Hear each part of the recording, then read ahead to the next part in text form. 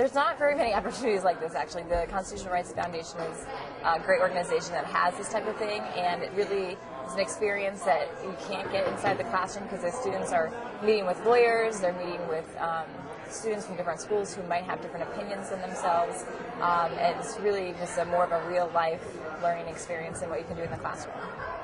Today's topic of dealing with strip searches of high school students really hit home to these students. I got to be able to go up and state my own opinion and see others' views and talk to other students from their schools and see what they've been thinking, what they've been learning. And I was also able to talk to someone that works with the law, so it's pretty interesting. It's the interaction that my kids get with other students from different high schools in the area, with professionals, the lawyers that volunteered their time today, the school officials that came in and answered questions.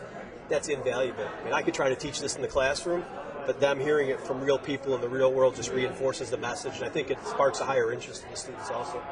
The students showed an exceptional insight in this case.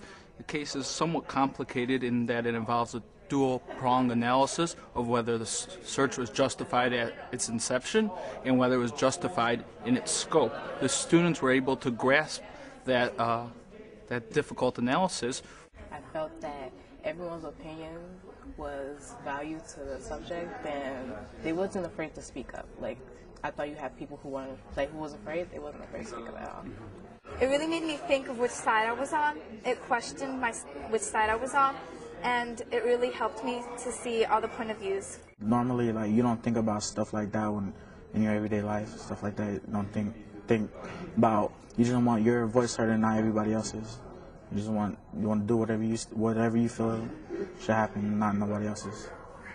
People are fighting. I'd get both of their views, or if something went wrong at home, I'd listen to both of them. Just like over here, there's both sides of them, so I'd listen to both sides. I knew they would absolutely love the experience, and they really did. They certainly were very focused on the issue here, and we probably did the right thing to select a court case that hits them where they live, so to speak.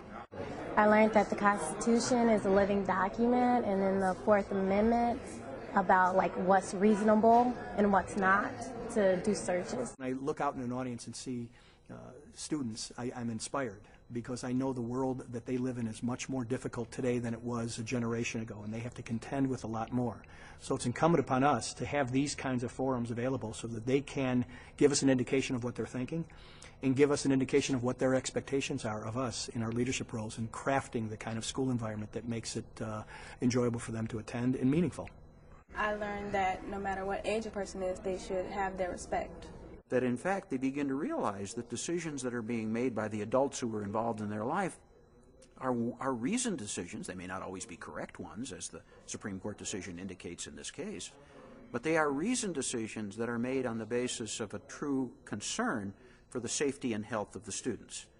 I learned a lot about the administrative side of making policies. Just the fact that the safety of the students is so highly regarded.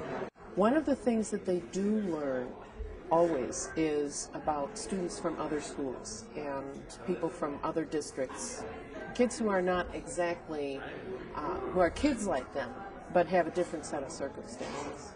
Seeing other people's point of views, especially from other schools, and they're in other areas, not just in city schools. And I like the fact that they all put forth their opinion. No one was afraid to speak about anything, and it was enlightening. By having a conference like this, the adults involved, the school officials involved, get to know more implicitly what some of the legal issues are so that they can better develop an understanding with their staff members as to how to go about adjudicating situations so that they don't do things that violate the essence of the Constitution. Well, I can apply this throughout. This is something just even in my local community when there are policies that I hear of, I can get involved. If I don't like something, I know how to change it. I know why to change it. I could be involved in even when I go back to my school, I fully intend on looking at my handbook, kind of sorting truth and looking at what I feel is fair, what isn't fair. And just the fact that I now have a lot more insight on how the process works, I can be more involved in the processes in the future. I know for a fact that I have had several former students who have considered law seriously as a profession because of their experience here at the Constitutional Rights. Do you think your expectations were fulfilled? Oh, absolutely. Actually exceeded. This was a particularly good equal justice conference, I think. I think that it was a great experience because I plan to take law as my future major, and I'm a senior in high school. So I think this is a great help. So I know how a deliberation works now, and you know how it works, and now I know how a court looks like. Loved listening to their instincts. I asked them questions during our session off subject, some of the how they would act if they were a Supreme Court justice, and how they would deal with certain issues that didn't necessarily come up in this case. And their instincts were so spot on. Definitely think about things a lot more, think about the positives and the negatives to each situation. Before I had said, okay, that was wrong, just leave it as that, they shouldn't have done that, but now I kind of see the other side to it, and I could see why they would appeal that in court. So it's amazing, it's exciting. There's a lot of cases that we don't know that go on because we be so busy with school, so it's like, I know this going on, and then you find out, and you get to be in the real courthouse, speak to representatives. It's really nice. Yeah, it's definitely a privilege to be here because, like, you didn't even know stuff like this happened in real life. Like, you didn't know you could come to a courthouse and listen to court cases and feedback and stuff, give feedback and listen to other people's feedback. It's definitely a privilege, and I'm glad I came.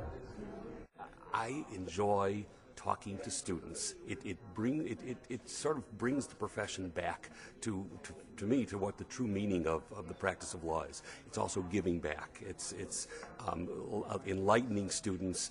It makes me feel good. You know, I can now go back and I'll deal with a real estate contract or a lease, but I'll remember most what I did this morning.